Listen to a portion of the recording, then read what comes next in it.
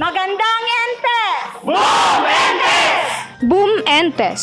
That is the slogan of Nicomedes Tolentino Elementary School for the upcoming judging of school-based management this February 19, 2021.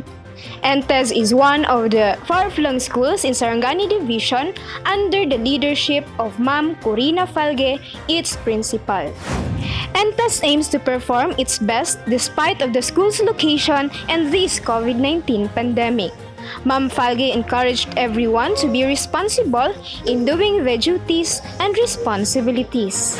The quest for SBM in Nicomedes Tolentino Elementary School started when our ASDS Ma'am Alfafara visited our school. Upon seeing of the different documents that we have prepared for their visit, it gives us an encouragement to have our SBM level of practice. And so right there and then, I called up a meeting with the teachers and they all agreed to have the evaluation. It was a great preparation for us. Why?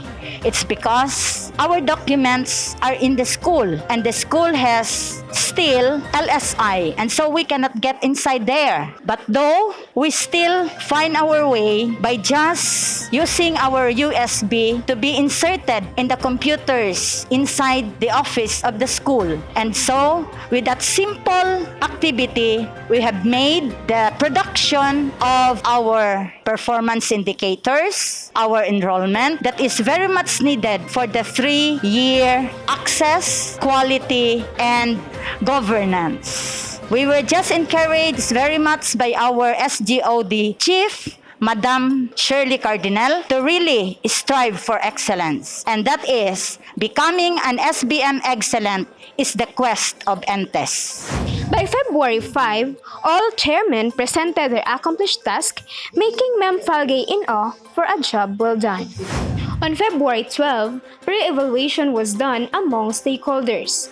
Here is an interview with one of our evaluators, Honorable Barangay Captain Roldan Dakigan. Mayong hapon Kap, isip usa sa mga evaluators sa tuang SBM karong tuiga, unsa imong maingon kabahin sa mga preparasyon karon sa Entes? Sa akong nakita sa preparasyon, okay kayo, kay hanay kayo o plaster kayo, gitagaan yung panahon nga mga plaster kay para makadaog ta kay o makuanta, ma-promote ta para gwapo siya kay kita ang ginako isa-isa na ko niya ang inyong mga maestra gina-briefing pagid ang isa na ang mga mag-anha diya gina-briefing pagid nila so nakita na ko okay kayo. Currently, district evaluation is ongoing here in Entes. Let us hear any comments from one of our evaluators for today, our beloved district principal in charge, Sir Felix Barinian. Sir, how would you assess today's event?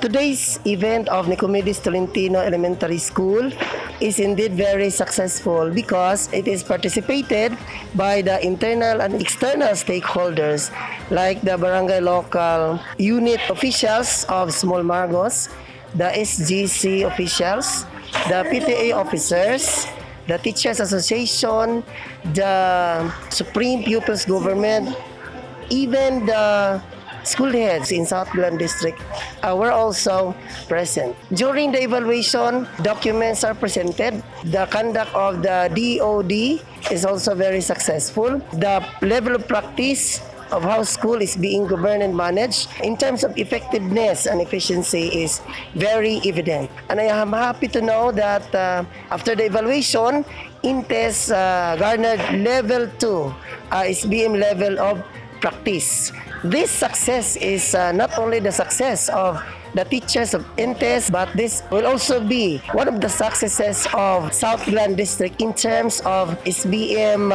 implementation. And I am looking forward that we will not only be level 2 during the division SBM evaluation comes Friday, but we will end up level 3 after the evaluation of the division evaluators of SBM.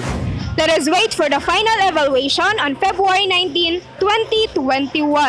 Ito ang kwento mula sa Sarangani. Ako si Joyzen Manangka, kasama sina Irene Laguda, Ryan James Dueñas, and Cesar French Villa sa likod ng kamera. Kasali lahat, kasama lahat, para sa lahat.